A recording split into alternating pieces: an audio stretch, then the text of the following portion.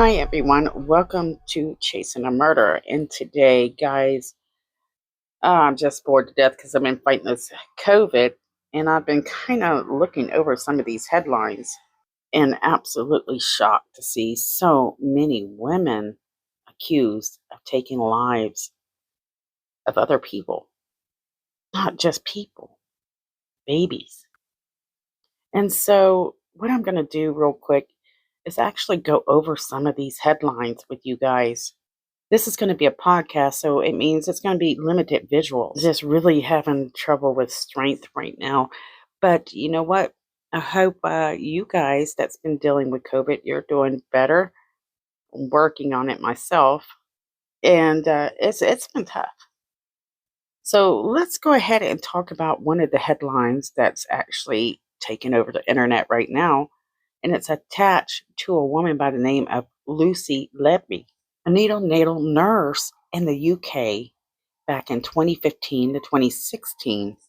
She was working with preemie babies. And today, well, Letby is facing 22 charges for allegedly taking the lives of 5 infant boys and 2 infant girls. She's also accused of trying to murder 10 other babies. So this is at the Chester Hospital in 2015 and 2016. And right now, prosecutors have alleged that this 32-year-old actually tried to kill one of these infants by injecting air into the child's feeding tube and bloodstream. She referred to this child as Child I, where they believe that she succeeded to do this on October 23rd of 2015. In a statement in the Manchester Crown Court, and in an article, it says that the child's mother said that her daughter, who was born premature, was initially unwell, but began to improve. She stated in an article, "I was pleased to be able to bathe her," referring to her daughter. "She was obviously enjoying it because she was smiling." Lucy, she's referred to the nurse, even offered to take some photos using her mobile phone, which she says she agreed to. So this mother leaves there thinking, okay, my child seems to be improving. So that's something she would feel comfortable about. But it's later on that she gets a call, and that's October 23rd of 2015. And she walks in to see a mom's worst nightmare.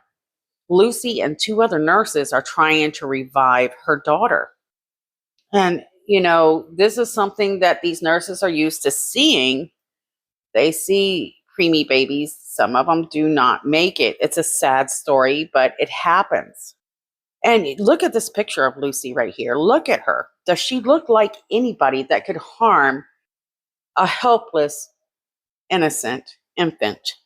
We've always been told that the nurses that work in ICUs, neonatals, these are the most special guardian angels on our earth. But it appears that somehow a demon got into one of these units, and baby I was not the last victim. Another article at People says baby girl was allegedly forced fed massive amounts of milk by the nurse accused of killing 7 infants. There's nothing more cruel than this. During trial, Lucy is accused of another incident. They believe that this baby girl was allegedly force-fed massive amounts of milk dispensed by no other than Lucy Letby. And this child is labeled Child G. The neonatal nurse that was in charge of taking care of this infant went on an 8-hour-long break. One witness in court, Dr. Stephen Bury, who was on call that day, he said this particular infant was born just under a pound, very small. But by September 6th, the child was making significant improvement. He also testified that it was around 3:30 a.m. September 7th that he's actually called back to that unit, and that this infant had a very large projectile vomit. And the doctor said this is something he had not ever witnessed before. The poor infant was actually vomiting several feet away and it hit a chair. He said, I can't recall a baby vomiting as far as the floor. I certainly can't recall a baby vomiting that distance. For him, it seemed very shocking. He had not seen anything that unusual. One thing he did realize, though, that there was something very, very wrong for the child to be vomiting in that manner. He testified that in order for the infant to have done this, most likely he had to receive far more milk than the prescribed down her nasal tube. And for him, he said overfeeding wasn't an intent to harm. It could not occur by accident. And the infant suffered irreversible brain damage. A lot of people were like, how could she get away with this? Could this have been an accident? Well, during the investigation, they discovered some very interesting notes written by her hand. Some of it, she admitted that she was an evil person and that she killed them on purpose. In other notes, she allegedly wrote that she was a horrible, evil person who wasn't good enough. Of course, the defense would find some other writings that they would use in her defense, like this one. She wrote, I haven't done anything wrong, and they have no evidence, so why have I had to hide away? And so here's the thing. They've been trying to figure out a motive why she would do something like this if she has, in fact, taken the lives of helpless infants. Well, for me, I thought it was quite simple. This woman was so busy feeling sorry for herself and jealous at the whole world for having a baby, a family, happiness. Something I think she felt she could not find. That's just my thoughts. And each time she looked at these innocent babies, she got angry and she enjoyed what she did. And that letter for me states that she wasn't writing that letter to feel sorry for herself. She was writing that letter to come to terms that she enjoyed bringing pain and that she needed to accept that she's evil. And you know what? It's everyone else's fault. In this letter, she also wrote over and over that she is an awful person. She also mentioned the fact that she's not good enough to take care of these infants. What does this mean? Does this mean that she was having trouble being a nurse and given the care that they needed? Or perhaps she just didn't see herself worthy enough to be there. And something that really stood out for me was the fact that she said she would never marry or have children, which affirms my suspicions that most likely she was just mad at the world because she couldn't have what everyone else had. In her eyes, she believes that everyone else, they're finding their soulmate. They're getting married. They're raising families. But she's not. And what's so wrong with her that she's not able to do that? So here you have this lonely, lost soul working with infants every day that need special care. And this isn't an easy job because you're going to see these beautiful angels. Some of them do not make it. And I've always wondered how they're able to do that because that would just tear me up inside. So you have to be a special person to do this. But we learned that it doesn't happen as often as you would think. And now they are having infants left and right that are just not pulling through when they think they should. I mean, look at this picture to the left. Lucy. Does she look like a person that's capable of doing such an evil deed? And I think that's what grasped a lot of people to be very intrigued by the Chris Watts case, is the fact that when you looked into his eyes, there seemed to be this innocence there. People could not understand how he was capable of doing what he was accused of doing.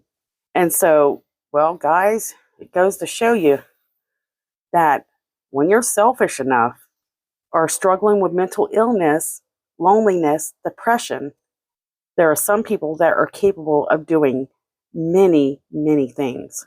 But it just doesn't make sense because what you see on the outside of these people who are accused of such heinous acts, it doesn't match the deed. It really messes you up.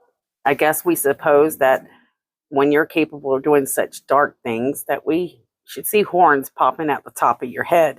Unfortunately, that isn't the case. And the sad truth is you have a lot more people making headlines these days because we have such a higher population.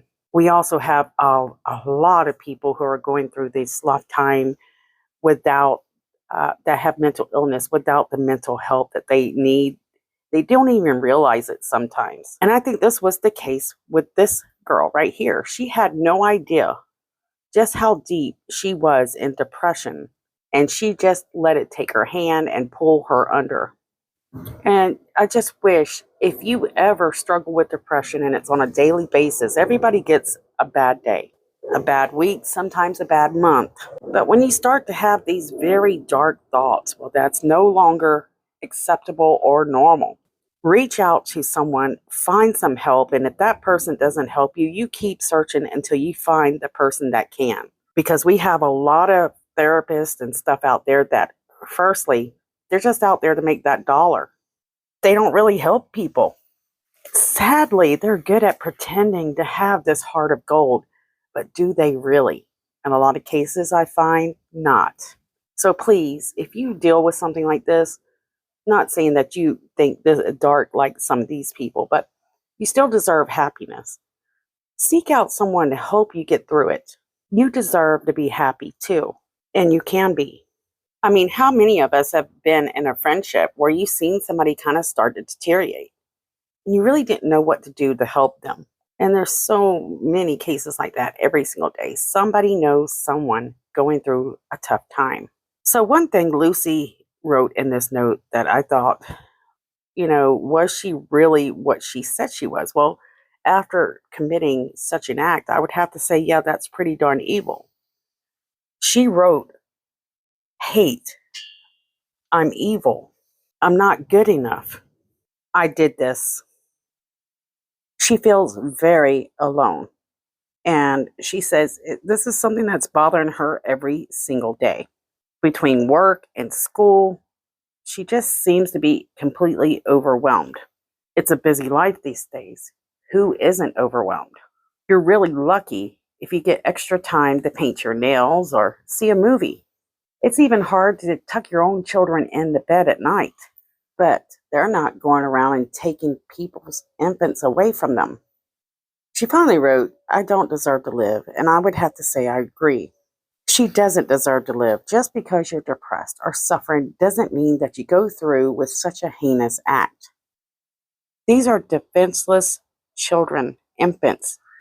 She knowingly was hurting someone's infant, and even facing that person and telling them, say, trust me, I'm a nurse, and then use that time to torture innocent babies. And the fact that she knew what she did to those babies was, it's affecting their health.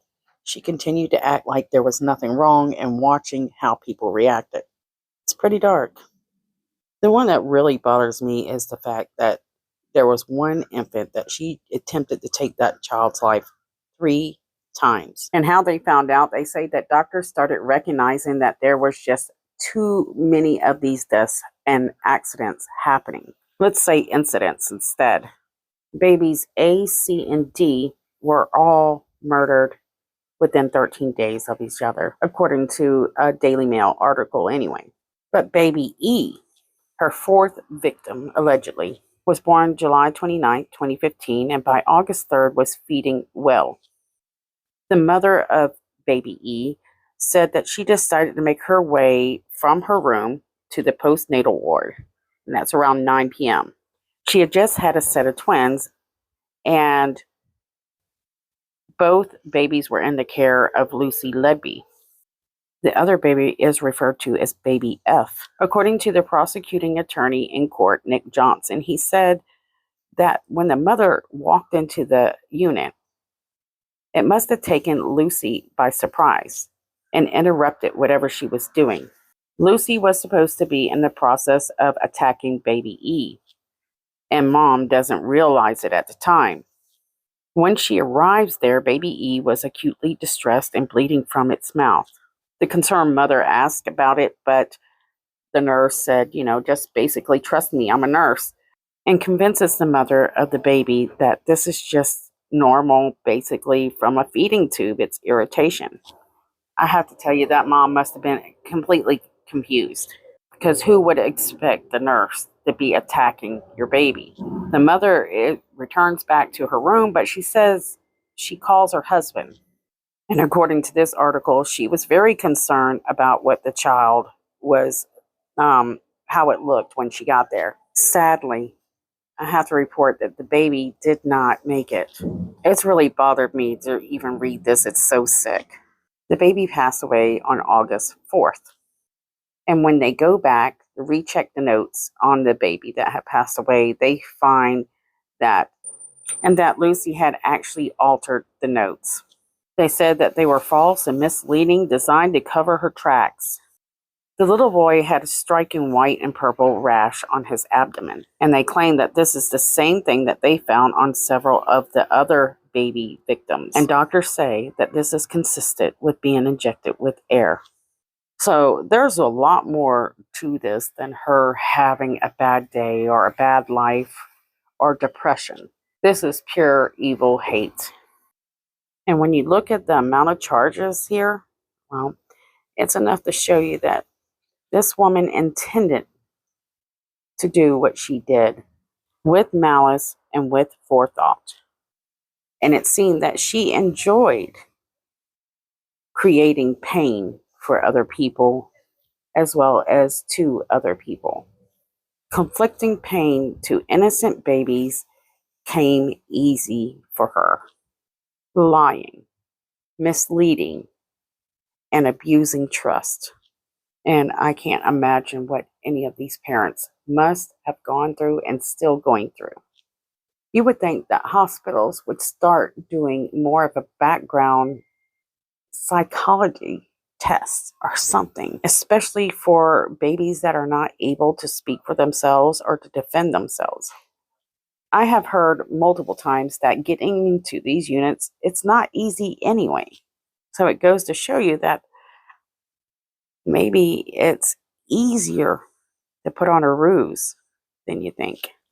So here's the most shocking headline.